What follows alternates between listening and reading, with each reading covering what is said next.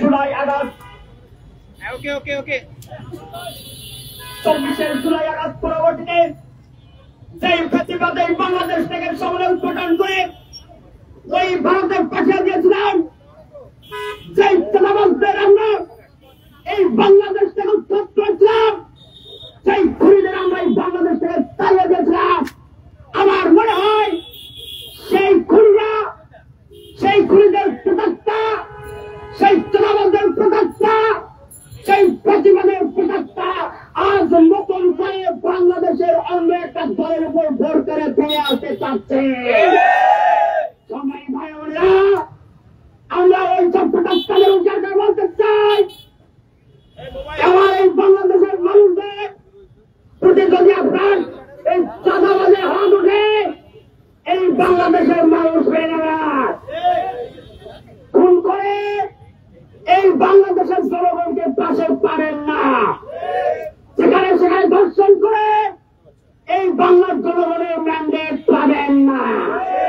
সাংবাদিক জনতা, আপনাদেরকে বলতে চাই, এই ইন্টারিম সরকার আমাদের স্বরাষ্ট্র উপদেষ্টা রাস্তায় রাস্তায় ঘুরে মানুষকে জিজ্ঞেস করে, বাবু সরকারে খেয়েছো? কিন্তু দুঃখের বিষয়, আমাদের আইন শৃঙ্খলা পরিস্থিতি ঠিক নাই, তাকে তোমরা সরকারে খেয়েছো কি খাও নাই সেইটা জিজ্ঞেস করার জন্য উপদেষ্টা বানাই নাই। আপনাদেরকে বলতে চাই, বাংলাদেশের মানুষের সাথে তামাশা করবেন না। আমার ভোট আজ রাস্তায় চলতে পারে না, সেখানে পাওয়ার থেকে বাইরে থেকে ছুড়ে নিয়ে ধর্ষণ করা হয়। আমার দোকানদার ভাই দোকান দিতে পারে না, সেখানে চাঁদার বিনিময়ে হত্যা হতে হয়। সাংবাদিক জনতা, এই বাংলাদেশ বিনিময়ে আমরা 24 জুলাই করার উত্থান করি নাই।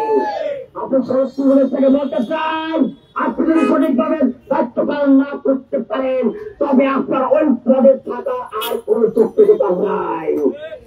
তার জন্য যদি একটা মানুষের মনে আপনার ওই পদে থাকার যৌক্তিকতা নাই, তার জন্য যদি আমার ভাই রাস্তায় ফাঁসন মৃত্যুমারে মরতে হয়, তবে আপনার 19টা পরিচয়ে থাকার অধিকার নাই। তাই ওই প্রাণ আমরা আহ্বান জানিয়ে বলছি, বাংলাদেশের বর্তমান পরিস্থিতি উত্তর হতে চাইলে, বাংলাদেশকে সঠিকভাবে চালাতে চাইলে এই 19টা পরিষদ ভেঙে আমরা জাতীয় সরকার গঠন করুন।